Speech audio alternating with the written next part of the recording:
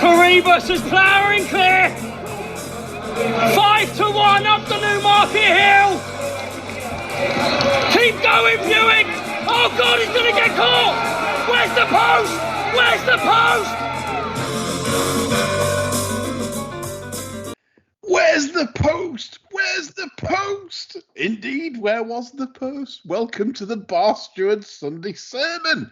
If only I didn't have a significant financial sum invested in Caribus yesterday, I think I'd have had more fun at old Blogger and Stallion going through the mill there on Caribus. Anyway, welcome to the show. My name's Lee Keys of systembet.co.uk, and with me tonight is John Lane of John Joe's Blogspot, as always. Good evening, John. I think that fight at Newmarket was the cue for Stallion blowing for cash after the race. Absolutely. They all look pretty unhappy, though. I'm not sure if that's a good or a bad thing. They wanted to get out the queue, I think. Yeah. We'll come on to a bit of shenanigans at Newmarket in a bit. And also joining us tonight is Lorne Malvo from Twitter. And, of course, a good friend of mine, Chris. Good evening. How you doing? Real good. I wasn't halfway through yesterday. I mean, we'll go through the racing now yesterday because obviously punters will be intrigued to know what we thought of yesterday's fair. I thought it was quite informative across the board. It was certainly informative as I was betting like Terry Ramsden and thrashing like a wild Atlantic salmon in a keep net midway through the afternoon as things were going against me right, left and centre, including the blogger race Caribus, which we'll come on to in a moment. So yesterday, gents, we'll first get on to the talk about the classics next year, because there were some races that certainly have implications for the betting for the classics. And okay, then we'll come straight away to the Royal Lodge, which of course was the finish where 32,000 was matched at 101 on Caribus, as some in-running punters were licking their gaping wounds after the race. Like John says, Stallion was having to sell certain bodily parts to pay for yesterday. What did we make of the Royal Lodge? John, I'll come to you first. I thought it was quite an instructive race insofar as it told us Caribus has plenty of ability to match his terrific physical makeup. Whether that would make him into a Guinness contender would be another matter. Sometimes these big 2-year-olds, if they have a hard race like that, and make no mistake, he's had a hard race there, they might just take a little bit of time to get through the winter. And I think I mentioned to you earlier, I could see him maybe even starting off in something like the Stakes now. Yeah, like in the Jersey Stakes at Ascot, John, yeah? Yeah. So, yeah, the 7 furlong race. I mean, like you say, I mean, that could have... It looked to me... He was very tired in that final furlong, but the acceleration. I mean, I was shouting Pinatubo at the television. I was saying, "This is Pinatubo. This is Pinatubo Mark II." He's going to win, wasn't he? But I think another thing it told us is that the Kilt has a fairly useful prospect for middle distances, and I think we should run a Bar Stewards competition where there's a bottle of gin for whoever can send in the suggestion for the best way he's going to spanner up its 3-year-old career. I mean, you'd think that he has got a genuine Derby candidate there, wouldn't you? Yes. It's under the dip fan. It looks a well-balanced horse. It's going to stay. Everything would point to it being an Epsom candidate. But you can more or less guarantee it will turn up in the futurity before the end of the season, which wouldn't be necessary in my book. And then chances are it won't miss a dance before the Derby. Well, he likes Sandown. He'll be itching to pull the trigger, so classic trial will be on the agenda. Maybe all in the classic trial, everybody's getting giddy. tries to make all in the dant. He gets Dick, but perseveres, runs at Epsom, tries to make all straight onto Goodwood. By the time the Voltiga comes round, it's probably got quite a few spots on it by then. And then nobody gives a shit when he tries to make all in the Ledger. Expertly summed up. I agree. I think Royal Patronage is a real interesting Derby candidate. Certainly not a Guineas horse. For next year, he won't have the speed, I don't think, for the Curragh or for Newmarket. But you never know. Like John says, the kilt's capable of anything. He might run them in both, and the Dante. Next time off of the Craven. Yeah, he could have had 4 runs by the end of May. So that's the problem there.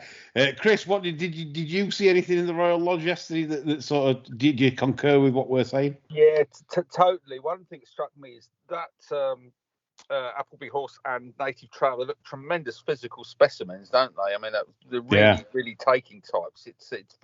They're very impressive visually. So, but no, I agree with everything you say on that, and particularly also the Johnson horse, I think. But my fear with that would be the trainers campaigning of the horse. I could see him having 5 runs by the end of May, and that would trouble me. If it was somebody like, I don't know, Willie Haggis, you'd think that horse would be put away now and campaigned with a sensible strategy in mind. With Johnson, I'm not so sure, to be honest with you. Yeah. Interesting times there then for Caribus and Royal Patronage. Obviously 2 very nice horses. 2:25, that was the Cheverley Park. And here at the Bar Stewards, we were saluting and swinging it round. We were it was doing helicopters in the room as Flotus was quickening clear at the furlong pole. And the each-way selection from me just was Sandrine. We opposed the favourite. We said, no good is the favourite. Went off 13-8. No good. Field goal, no good. We're celebrating. We're jumping up and down again for the second race running. And what happens? Brian Moore up that rail. A remarkable turn of foot from Tenebrism to deny Flotus. John. Yeah, I was gutted. Yeah. I was quite gutted at my lack of speed and alacrity in getting a nice chunk matched up at 1.03 or something like that, which I probably should have done. But I was just sort of sat there open mouthed at this filly quickening the way she did, and I think the winner's good, actually. So that probably tempers me self-flagellation a little bit. I think I probably bumped into one. I got out in running anyway for mistake, but I should have locked the profit in, really. Yeah, I mean, to quote Aidan, he believes that she's very much like the sire, very much so Caravaggio in the way that she can quicken. I probably agree with that. Though I'm sort of tempering enthusiasm for the day as well about that Stands Rail, because I know Perfect Power, which we'll come on to in a minute, won up the middle, but Bedouin Story won the Cambridgeshire up the rail. And obviously Tenebrism tight to the rail all the way, kind of just makes you wonder a little bit there, before getting really carried away. Prospects for staying the Guineas trip for Tenebrism, John? Yeah, she switches off. I wouldn't give a monkey's about another 400 yards there. Nobody. Yeah. Just coming on to a question, because I forgot. So Faster Than Light's been on, and he was wondering why. Have we got any opinion why Masakela disappointed in the Royal Lodge? Yeah, it's quite a tall horse. Probably hasn't really filled its frame yet. There's a lot of scope about it, so it might still just have a little bit of strengthening up to do, and it's maybe just all got on top of it a bit, I think. Yeah, I think that's a fair assessment. I mean, it's been on go since May. Like that's its 5th start. As can go with 2-year-olds, it might be just worth putting away now for next year and seeing how it develops through the winter. We then move on to the Middle Park, and obviously I commented on the pod about Perfect Power. So did Quentin, stating that Perfect Power was sort of much the best, but obviously was going to be ridden in such a way that you'd be basically not. You might as well go out and have a fag or something or a pint and not watch the race, because it wouldn't be pleasant viewing if you've sort of backed it pre-play. It was never going to be that sort of race for it. But impressive that it still managed to get there and down the middle, perhaps. Because I don't think they've gone mad on the front at all there by any stretch. Go Bears Go, I expected to lead. He didn't lead, and I don't think Ross Ryan made enough use of it, because that's hit the line with some running in it. Yeah. And to my mind, that should have been emptying out about 100 yards out if he'd ridden it correctly. And would have nearly, well, I'm not saying it'd have gone as short as Flotus, but the way the race was run, I think a bit more use. Yeah. Go Bears would have been in order. Yeah, I mean, I think it outlines probably Perfect Power is certainly a very, very smart colt in terms of, it's totally proven now. Obviously, beat Go Bears Go Ascot, then it's beat Trident, then it's come and done that. I don't think there's any arguments that Perfect Power is the best, but I agree, John. Probably that could have been done with going a tad quicker. Any views from you, Chris, in the Middle Park? No, nothing. I'd take a slightly different view. I mean, it's proven, but that race didn't rock my world. I'm not one of that would support it next season. I think probably Richard Farr, he doesn't strike me as a sort of a classic winning trainer yet. But yeah, I mean, look, it's good 2-year-old form, but I'm not sure that'll train on. That's just my feeling. Okay, doke. Then the Cambridgeshire and good old Spencer. Spoiling every punter's sort of wages. Well, I say every punter, obviously favourite backers or people that latch onto gambles in races like that. And Mark was very well bet on the machine and strong on the off. And good old Jamie comes and does everybody on a track he's not usually riding many winners, John, at Newmarket. It was a funny race, really, wasn't it? Because the favourite was handy enough, and I said on the preview, I thought they'd get the favourite out early enough, and I expect the favourite to drop away. It didn't. I had half an eye on the other side, obviously, because I had my bloody stinking 100 to 1 pole going and winning the race on the far side. Yeah, that was a great call. And up until about the tail pole, I thought I was in with a bit of a squeak, actually, because he was rocking along lovely, and I thought they were just about in front of the far side. I thought, hey, I'm in here. And then, of course, as the stagger unwound, to my horror, I found that I wasn't. Which one of the things? Cracking dart, that really. Absolutely cracking to win a race. Obviously, 11 on that far side, and you've basically got the rag of the field more or less, and you've nailed it. It's just a bit of a shame. But I mean, for me, obviously, I was Uncle Bryn, which eventually finished 6th. I think we were right, John. Do you think something happened in between the last win at Ascot and? Yes, I'm absolutely convinced it's a case of. I never think Gosden leaves much on these. Yeah. When they're coming back from a layoff or first run of the season, whatever. He's certainly different to Michael Stout, who would always leave more or less a guaranteed £8 to £10 on him. Gosden's tend to be pretty well tuned, and I think that race at Ascot might have been harder than we thought at the time. And he's clearly come back, and he's done a piece of work that's disappointed everybody, because there's no way on God's green earth to tell he was picking that other thing over that. Yeah, agreed. I mean, we all said that. How on earth?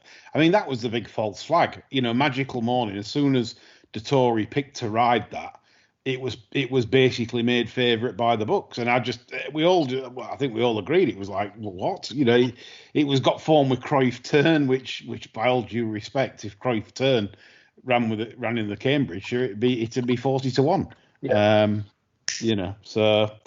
Like I say, it's strange things, but there we go. Like I said, I did expect Uncle Bryn to win the Cambridgeshire after it did what it did at Ascot, but I think something went wrong in the interim, because for Frankie to just say no and ride a very, very exposed sort, I think that tells you all you need to know, that They must have ran flat in a gallop or something. I think it probably ran a bit better than they even expected. Like, yeah, well, certainly. I mean, you look on Betfair. Well, there was somebody trying to lay like pretty lumps out of it at 14.5 and 15 near the off, as if to say, this ain't going to win. If that had gone smoothly since Ascot, I mean, that was 41 poor, wasn't it? I think so, because it wasn't a good Cambridgeshire, hence the winner. And the second really, it's all right as the second, but I didn't think it had much in hand. It wasn't a vintage Cambridgeshire for us. Right, we move on to the other big race in Ireland yesterday, and obviously a very taking performance from Luxembourg. The lads certainly got stuck into it yesterday, smashing it in from sort of 5 to 4 in the morning, right into a very heavily backed. It was struggling to hold 8 to 11 on the machine at the off, and boy, did the lads know what they got, because this absolutely destroyed them in a very good time, 140 and 4, which was basically. I think the other 2-year-old maiden, which Good Evans finished second in from the Baby Joseph team, it was 2.5 seconds quicker than that. And I think in Luxembourg we saw a very, very genuine Guineas contender, John. Yes, I mean, I got the horse completely wrong. I said on Friday night he didn't really light the fire under me on debut. I'm still not completely convinced, because I think he's a bit angular and he doesn't move in the manner of horse that I find particularly taking, but by God, he moves at speed from A to B. I mean, you can't trap the horse for that. What I would say is I don't think Swan Bay went a step in that race. No. And I wonder if the lads had the confidence increased with maybe a bit of a negative report for Swan Bay, but can't take it away from the winner. He was impressive. Yeah, and the time back does back that up, and obviously the way that quickened, so from sort of like 1.5 out to the winning post, suggests that's some flying machine. Interesting what Shamey Effernan also said when he said that one of the work riders, he did mention his name, I forget, but a senior work rider there who doesn't call geese swans, actually used the word, "This is absolute class." So obviously it's a Rolls Royce of an engine. I agree with you, it's quite ungainly. Like you say, there's certain, it doesn't move like a fluent athlete, but it certainly. The engine just makes up for that. It's clearly got one. And I think Luxembourg's very interesting for the Classics next year. They might decide to dodge HQ and go for the Irish Guineas. Potentially, I don't know, but we'd have to see for next year. Chris, did you watch the Irish Beresford? I did, yeah. It was like the old days, wasn't it, with Tabor and Smith smashing one up into odds on, which we haven't seen too much of in the last couple of years. But I think I think this is a class act. But I think also they probably had a negative about Joseph O'Brien's horse as well. I agree that probably increased confidence, but you couldn't fail to be impressed with it. I mean, it looked a tool, didn't it? Yeah, absolutely. So, interesting for the Classics next year. We've got Native Trail, obviously, that looked a monster when it defeated Point Lonsdale earlier this month. And obviously, Luxembourg now enters that kind of fold. Potential match, John, for the Guineas next year. Looks pretty much that way, but I think I'd stick with Native Trail at the minute. Purely on the undulations at Newmarket. I think he's more equipped to deal with it, if that's typical of Luxembourg, what I saw yesterday. Yeah, I definitely agree with that. That's why I thought, I wonder if they'll even dodge the English Guineas and stay at the Curragh for the Irish. I don't know. Time will tell on that. So certainly some informative racing. Our picks weren't too bad yesterday, to be fair. We had a lot of bad luck. I felt we could have, had a bit better luck at Rubber the Green, and we would have been flying for profit. I watched something today, by the way, chaps. Gary Wiltshire on the Look on Sunday, which I recommend anyone to watch. If you've 37 minutes spare in your time, go to Racing TV. You can find it on there on their Twitter feed. I thought it was a real quality piece of content. Gary Wiltshire obviously talking about the Frankie Dettori thing and how much he owed everybody, and he basically from the heart was Gary as always, heart on his sleeve, and that's compelling watching and listening for anyone that sort of like likes the real stuff in racing, not this smoke blowing ramble you get from the Racing Post and everywhere else. And Carl Swanson says it's a question related to that, and he says after seeing Gary Wiltshire on Look on Sunday, which were the bookies on course you go to knowing they'd stand you a good bet? I'll start it off, and I will always say back in the day, because obviously I'm going back in the day when I was going on course. I very rarely go on course to bet these days. But back in the day, it was always Barry Dennis for me. I can remember wanting to back a maiden horse at Newmarket once, and there was only one place I was heading because Barry would take lumpy bets at fairly short prices. No problem. None of this. I'll have you, and and then you're scooting round. Barry Dennis would lay you. John, anybody for you? Who you could? Yeah, quite a few actually. I mean, Leslie Stale was always very good. Yeah. Johnny Ridley, again, an absolute gent to deal with. And a couple of more obscure ones. John Gillibrand from Blackpool. Oh, he was without a favourite. That's the boy, yeah. He was always good for a giggle. And one of the actual favourites was one that used to stand at Redcar quite a lot, Billy Day, who used to play for the Borough. And he sort of drifted into on-course bookmaking. And really, I mean, if I wanted to back one of Michael's up at Redcar or York, I mean, he'd pretty much take anything off me because he liked the mark. And so there was one occasion they ran a 2-year-old called Wadood on debut in the maiden at the Dante meeting, and pretty much that was a certainty, like. And I went over to say, Billy, I said, they're putting this in about money, Billy. I said, I'll have a J on if you... Yes, no problem, he said. And I went over to say him after the race to pick up, and he said, lovely result that. He said, I just laid the boat without it. He said, I just never priced it up. Yeah. I mean, like I said, going back in the day, it's a different game. It's a completely different game now. As Gary said, and I'll just give you a spoiler, what he said on Nick Luck today.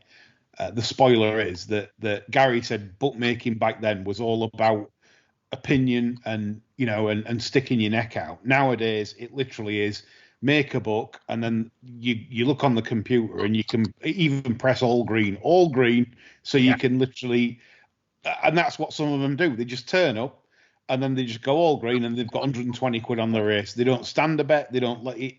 And I think it's that kind of. It takes out the romance. The people should work. If you're a bookmaker or a punter, you should all work to form an opinion and bet to that opinion, not just click green or. And I dislike that. I think, as I said, Gary's right on that. The game's ebbing away on that. That. And, a bookmaker should basically have an opinion, and not just go like robots. Anyone can do that. So yeah, but Chris, what about you? South of Watford, anybody down there? I mean, in the golden era, the Southern Rings were notoriously strong, and there were loads of people that would take a thick bet. I mean, but somebody like people like Dudley Roberts, for instance, was well known for having probably one of the best cards in the ring, and I sort of have a kind of a what's the word a tangential, I think that's the word, relationship with Dudley Roberts. My aunt used to drive a young Dudley Roberts to Slough Dogs because he was a punter, almost from the get-go. And his dad used to run a pub called the Jolly Butcher. And Dudley got his stake in the betting game they used to get all the information from Manny Mercer. Well, John will remember, obviously he was killed on course, and he used to get all the buzzers direct from Manny Mercer, and they amassed enough before Manny was killed tragically for him to get going with bookmaking. But this was a guy that had an opinion, albeit ultimately it was marked cards, etc. But yeah, he would lay a thick bet on something he didn't fancy or that he had was no good in the book, etc. And I think his son now works with Dean Valentine, that was one of Simon Knott's videos last year. So yeah, he's retired now, but the family, I think the family interest continues with Simon Roberts. But yeah, all good punters and bookmakers. Good stuff. Yeah, great memories. I mean, just a final story on the topic from me. John Power, at Wembley. Norman McEllistrom, who used to train there. God, yeah, I know. Basically, we were stuck in to go and back some of their live wire dogs, and because obviously faces were known in the ring, and obviously if you were a face that backed McEllistrom dogs, the books would obviously chalk up shorter. So we were put in charge of that prospect, and anyway, this dog opened up at 8-1. We drove up way down to Wembley, and so we. And John Power obviously took very lumpy bets. We're going back in the day. It was probably, I'm trying to remember the year. I would imagine it would be about 1993-ish. Yeah. And basically, this dog in question. So he laid us, I think it was £1,500 at eights. He got cut into about 11-2. But that was the money on that we were told to put on and a bit for ourselves. And anyway, the dog went 5 clear, got chinned on the line, and he saw the disdain on his faces, and he just leaned over the rail and said, "Northern boys going for an early bath, are we?" Yeah. Horrible bastard. Yeah. I mean, Terry Dartnell was the governor at Wembley. I mean, I had a couple of dogs with Terry Dartnell over the years, but this is a guy that would have, going back in the early 90s, he would have 15 grand on graders. And he'd be backing dogs at sort of 6-4, have his 15 grand on, and you knew that these were open races. They would, the others would have to cut across the middle to beat it. So, it was a great game there, and a very strong market. You had Powers and Tony Morris and various others. But yeah, as John I think has alluded to it, those days are gone. I mean, the markets, whether on course at dogs, or just bears no relation to what it was. It's very sad. I do think the way the game's going, and we'll come on to obviously affordability in a bit, but the way the game is going, I do think the on-course market can revive. And I'll put my points across when we get to that subject. But just a breaker. Claire from York's been on. Nurse Claire it is. Good old nurse. We love a nurse. John, that nurse. Carry on, nurse. That's what Emma. More bits, please. Yeah. Hello, Claire. And she says, how long before someone gets killed on a racetrack after seeing the Newmarket shenanigans take place on Saturday? How long is it going to be? It's taking too long, really. It sounds awful. I've been tipping this since Scott's dog was a pup, to be honest. Yeah. And I've been tipping jockeys getting stabbed as well, because there's some absolute nut bars going racing these days, especially on the weekend. And I'm amazed there's not been more incidents reported, in all honesty. And there was somebody on the Racing Post Facebook page where they were reporting this. And he said, these people, he said they turn up in the suits with no socks and all this. And I pointed out to him, I said, well, if you've ever lost a fist fight, and then some fat twat in a Giacomo check suit has taken your socks off you and tried to strangle you with them, you realise why these people go sockless to the race. Yeah, exactly. Yeah, take your belt off. Yeah. It's nasty. I don't want to go racing of a week. No, I mean they used to say also. I mean I don't know. They used to say sort of Chepstow in the winter. When you used to get sort of coaches of football, or alleged football fans going down there, but it's a combination of the drink primarily and the marching powder, and I think it's the sort of people that are being encouraged to go racing. Now, I can say 20 years ago it was never like that, and you could argue that society has changed, so it's not a particularly fair comparison, but as Oscar Wilde said, only a fool doesn't judge by appearances. And you look at some of these people, you thought, yeah, you're trouble. And unfortunately, John's right. There are lots of incidents that aren't reported. I was speaking to a friend of mine the other week who went racing, can't remember where it was. And there were quite a few scuffles that never sort of made the papers or weren't reported because it's sort of part and parcel of the great British Saturday afternoon out. So unfortunately, it's only going to get worse, I think. You can go back even like 20 years, and I mean, if you went to Punters tracks on a Friday night, there was always a chance you get a smack in the mouth off somebody. Mm-hmm. You know, Yes. it was always on the cards. There was that undercurrent. Thirsk, similar on a Saturday, you know. It's probably unfair to single certain courses out, but it was the impression I got at the time. I mean, I was going racing plenty then, you know. Not nice. No. I mean, the thing for me as well, I mean, they're employing stewards that aren't fighters, they aren't bouncers. These in the yellow jackets are on £9 an hour, basically. Yeah. They're not there to split fights. They're retired, aren't they? You know, I mean, they're doing it for topping the pensions up, old bastards. Yeah, we're not dealing with fighters, you know, in terms of, and this is the thing, you know, you could see a member of staff getting badly hurt. It really is. Really sorting out. But then, John, are you surprised? Chris, are you surprised that with racing the directive, especially ITV, the way that ITV is going, in terms of, you know, let's promote drinking at Racecourse. Oh, this is lovely al fresco dining. Blah. In the slightest way. No, pissed up thickos. That's what they want, and they got them. Yeah, that's it. You've got what you're promoting. My local Redcar. Now, the previous racecourse manager was an absolute turd in a basket, in fact. You know. He did stick to one thing that I felt was good. He restricted where they could go with the drink.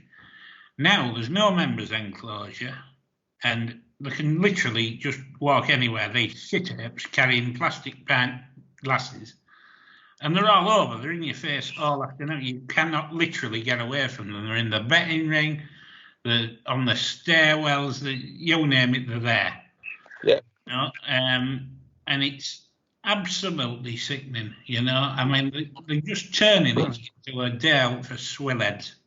Yeah, it is. It's because the product, the racing, is incidental to a lot of the marketing. It's pop concerts, al fresco dining. And you know, look, if you target that demographic, that's what you're going to get. So in that sense, their marketing strategy has been fantastically successful. You know, they've got what they marketed. You know, I mean, but funnily enough, I think I sent Lee a video of a day back in the early 70s at Redcar, where it was absolutely rammed after, I think it was the Vauxhall tanker.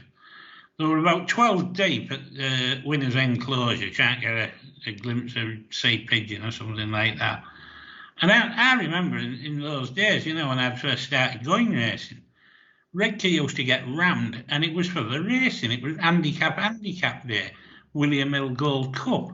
And people, locals, were actually genuinely interested and excited about what might be running. Yeah. Now they couldn't give a flying shit. It's Caribbean Carnival night, and they're all blacking up and going bloody cannibals. And you know, I mean, that's where we're at. Yeah, yeah. Bones through the noses, and that's just from Darmanstown. Thanks for the question, Claire York. Problems for the tracks going forward then? John Lang says so, Chris says so, and so do I. The bar stewards say problems for the race tracks. We move on to our next subject, which is problem gambling.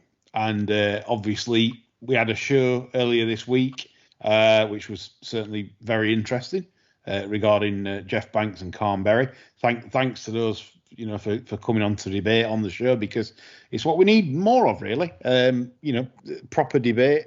And clearly the industry's got a big problem here, because we've now been dragged into the wider social impacts of problem gambling. And it's clear now that bookmakers are using this. Jeff admitted this on the show.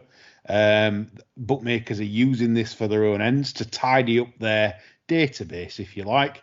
In other words, get rid of the accounts that they're not bothered about, as in they could be long-term accounts, but if they're not winning anything off them, get rid of them. Problem gambling, you know, etc., etc. And I think that's relatively evident with the people I come across in the game that have had problems with their accounts being closed. for nothing other than, well, you've deposited. And I can tell you a truth here. I'd not deposited on Betfair for over 8 weeks, and I deposited into Betfair 2 days ago, and I then got the dreaded emails again. It is, about responsible gambling. I've not deposited for over 8 weeks. I've not, I've done well. And then apart from a recent bad run, but I've been withdrawing, blah, blah, which you shouldn't do really. You shouldn't be.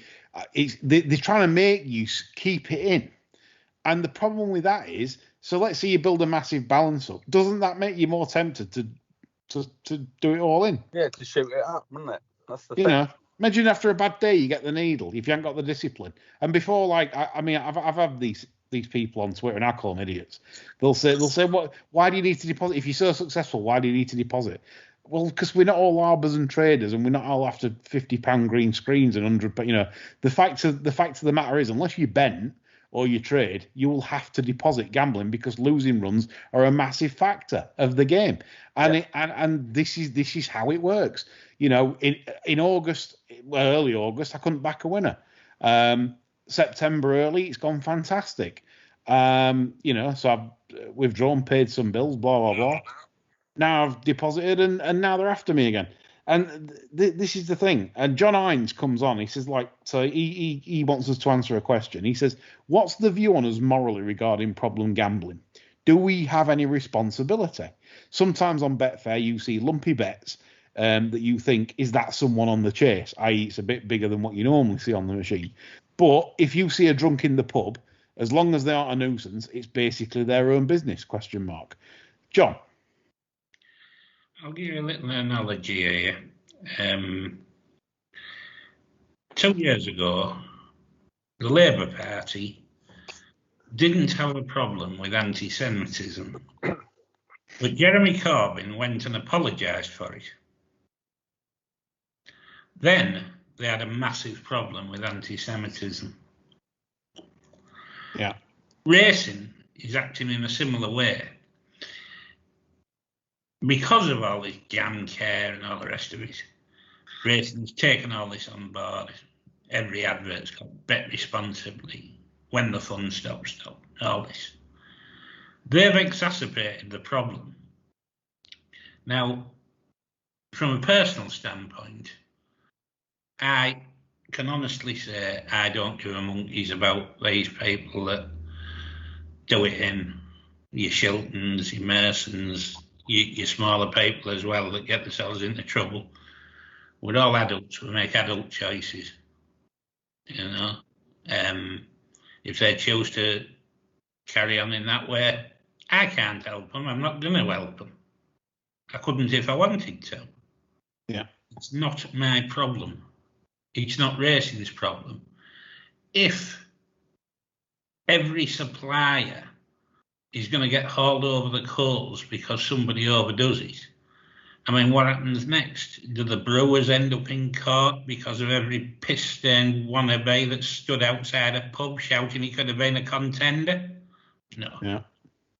I mean, this is where we're at, and it's very sad because, I mean, there's help out there for these people, but you can't penalise 95% of the gambling population who gamble without problem day in, day out.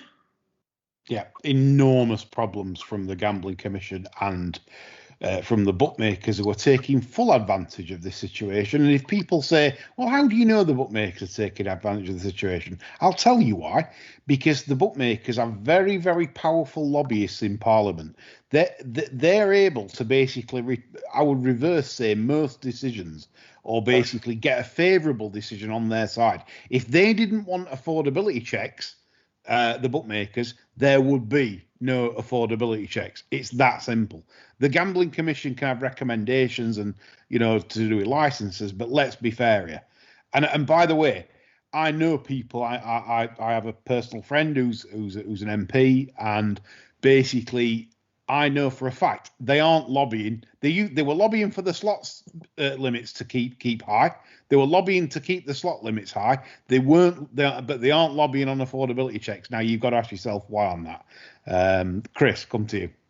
Yeah, I mean, I've got really nothing to add about that. But John's right. I mean, look, 95% of the people who gamble responsibly are being penalised as a result of the sort of the bad behaviour or ill-disciplined behaviour of the minority. But with regard to Shilton, I mean, for me, and I could be completely wrong here, Shilton is campaigning not because he gives a shit about people that were in a similar position to him, but I think this is a precursor to some kind of career on the victim circuit, which can be quite lucrative, of course. So he's got a book out, he's on television, he's on the radio, he's got his missus with him.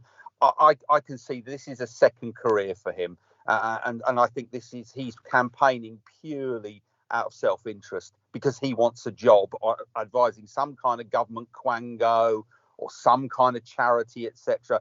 This is for Peter Shilton, and I find the whole kind of thing absolutely nauseating, to be honest with you, as I do all these professional victims, to be honest. Yeah, well said. And so, John Hines, answer to your question. No, we don't have responsibility. You can't, like John rightfully said, you simply cannot take. There's enough help as it is. There is plenty of help. We've already got like things shoved in our faces day in, day out. Do you want to restrict your betting? Do you want to take time off? Do you want to? It's there. It's as much help as you can get without. But if we want draconian rule and we want, then. We should not want to be governed hard. If we live in a free society, we should be left free to make our own choices and decisions. And whilst accepting, it's very sad that some people do destroy their lives, and some, you can't. People destroy their lives in many ways, in different. I mean, why is it okay then? So it's not okay for people to put money in slot machines and commit suicide, but it's okay for someone to work for a stockbroker as a stockbroker for a bank and chuck yourself off a building. Yeah, it's the same thing. Basically, why is the stock market nice and safe, but the betting world isn't? I mean, it's the biggest load of bullshit and driven rubbish I've ever heard. It's the same thing. There's no difference to it. It's just one's accepted, one isn't. One's an investment, one's a gamble.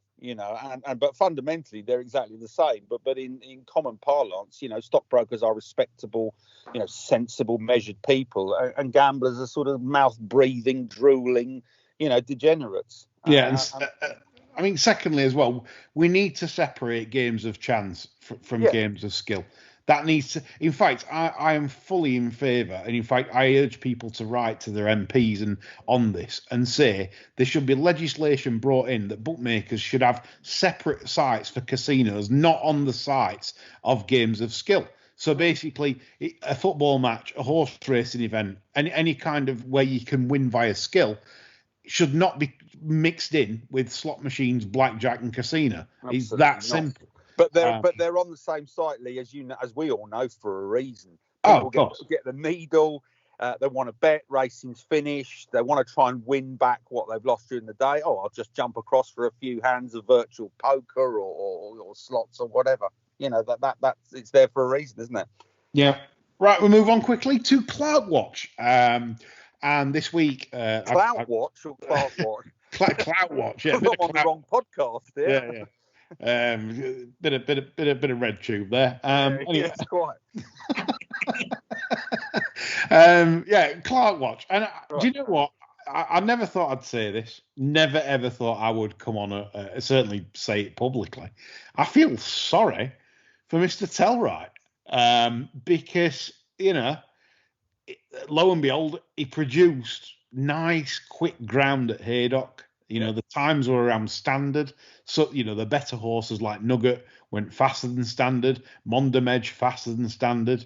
Everything else just about a second slow. But lovely, quick, flat ground. And sadly, he didn't get the entries and he got a few non-runners to boot.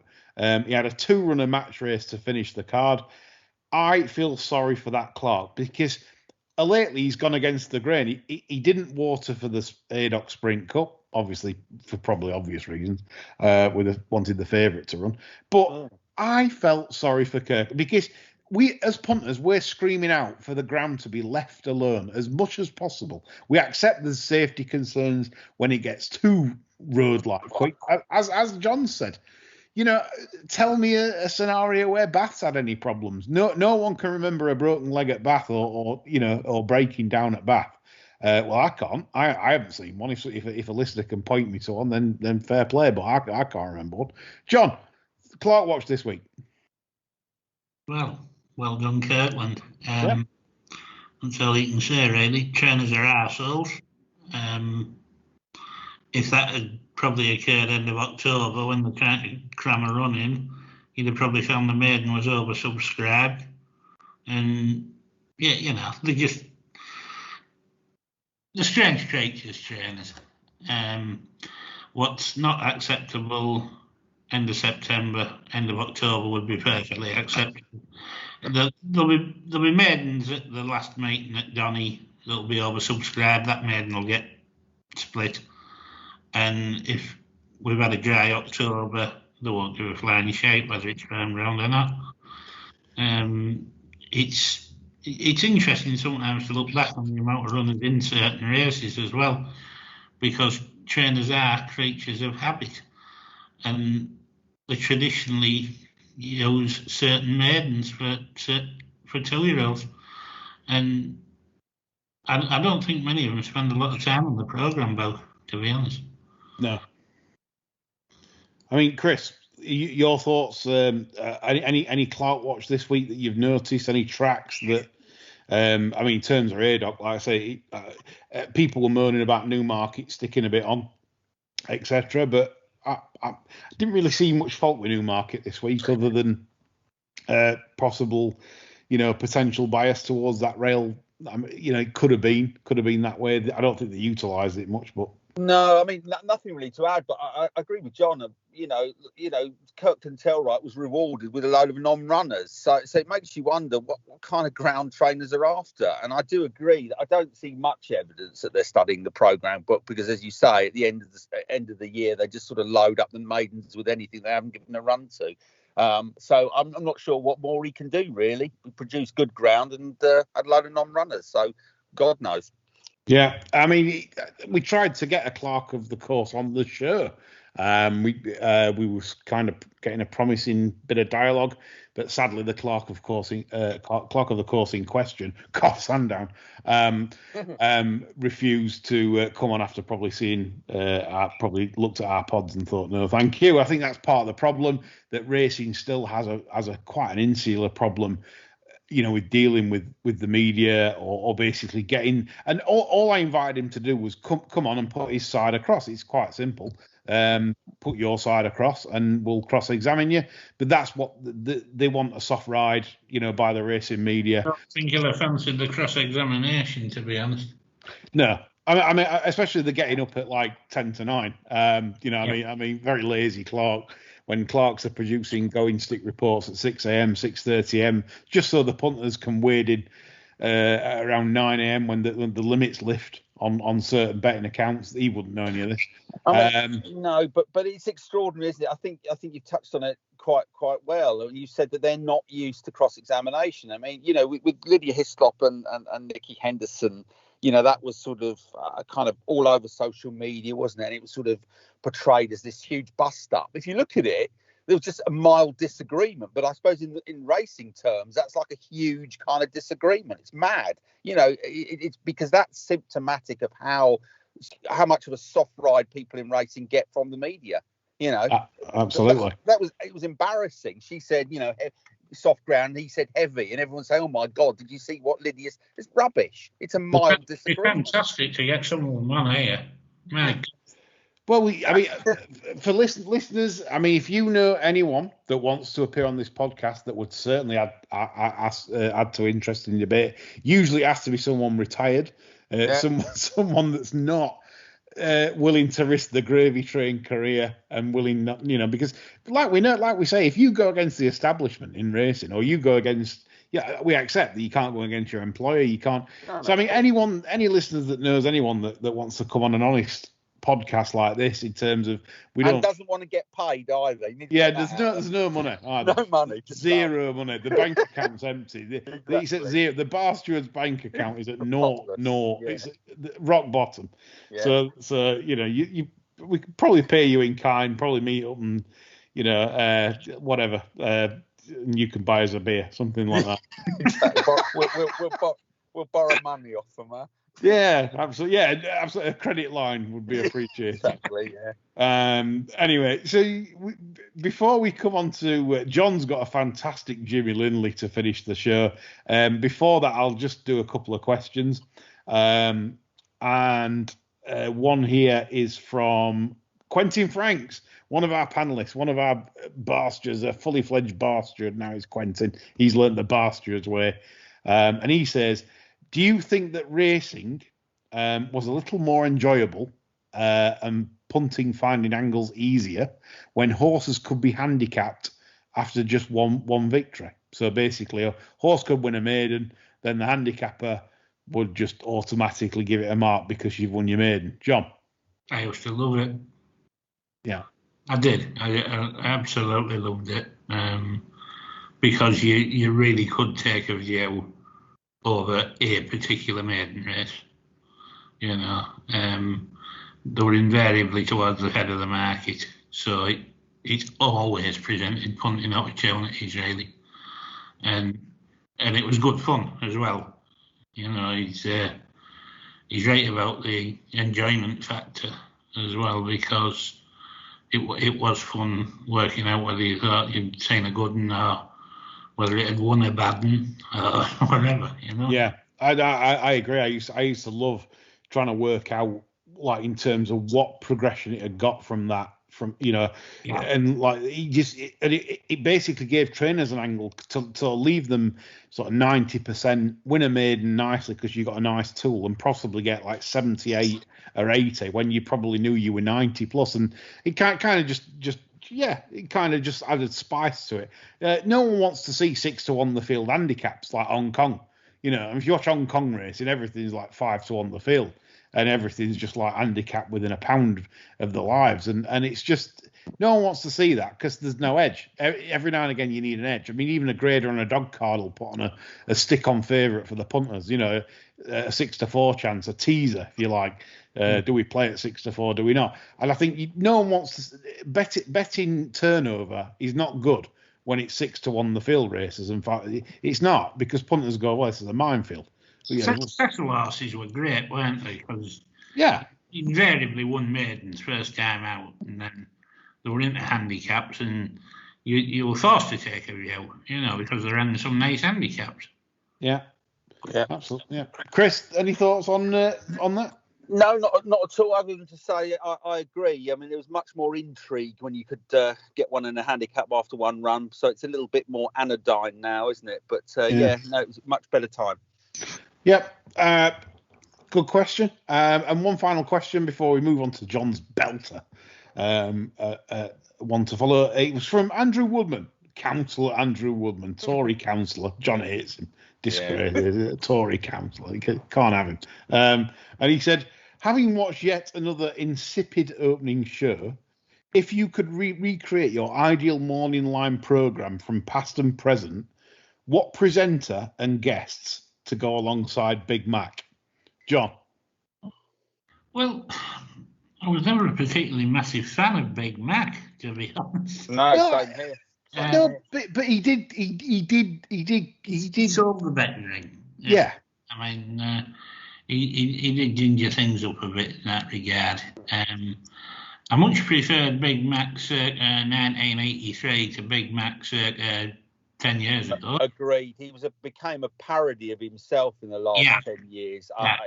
Total joker. I didn't rate him at all in his last sort of few years. He was a good actor. He went on too long. Yeah. That was the thing for me, I mean, there were so many contradictions. I mean, poor Big Mac, you're pouring scorn on a dead man. I mean, he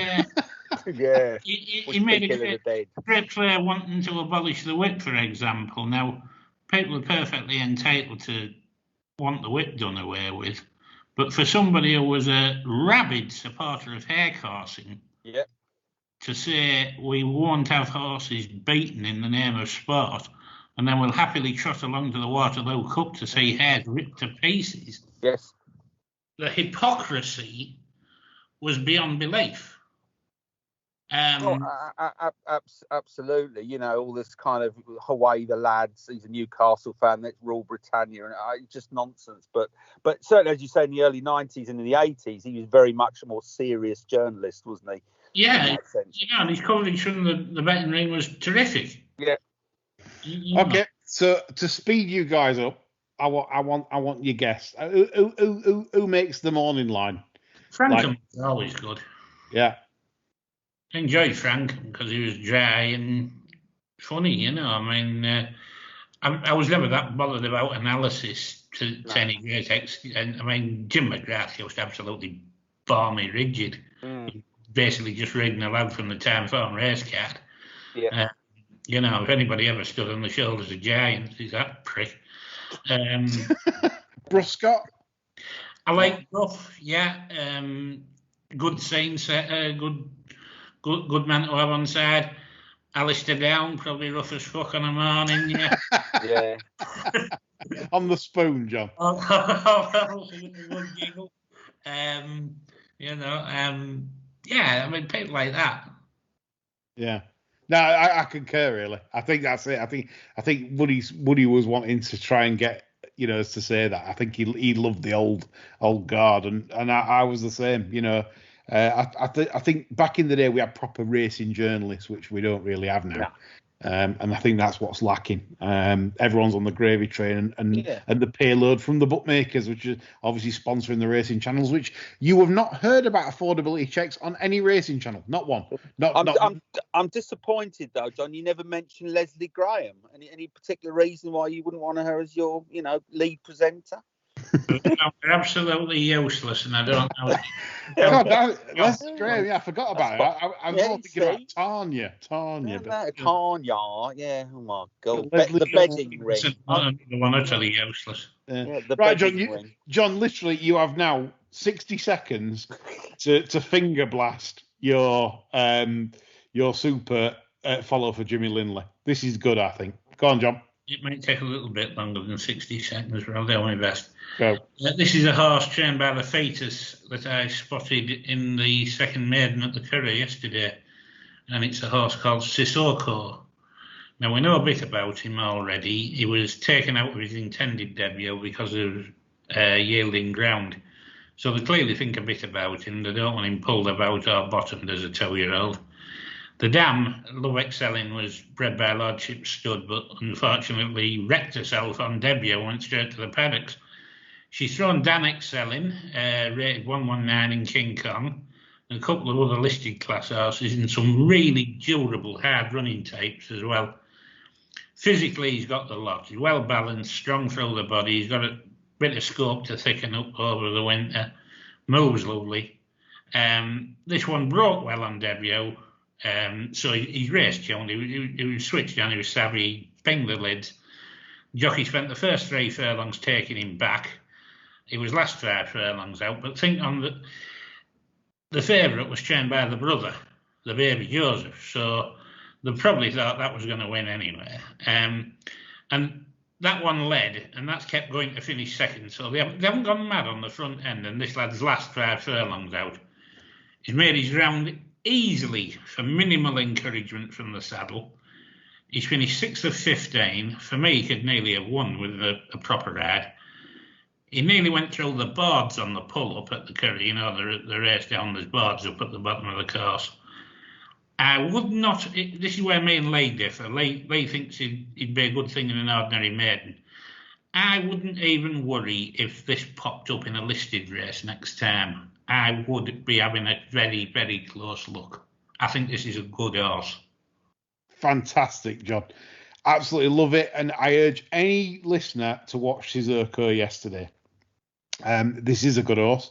And John is a good judge, as we know. So I hope you've enjoyed the show. It's been a cracking effort from me, Chris, and John. We've enjoyed this as we always do. We're back on Friday with a tremendous Art Weekend extravaganza podcast. It's myself, John Lang, Andy Richmond and Quentin Franks with we bring out the big bar stewards for the weekend's racing, which you need the best input. We're giving it you, the best 4 minds in the bar stewards, except Fry, of course, who's still in the cellar. She'll be back at some point. But anyway, I hope you enjoyed the show.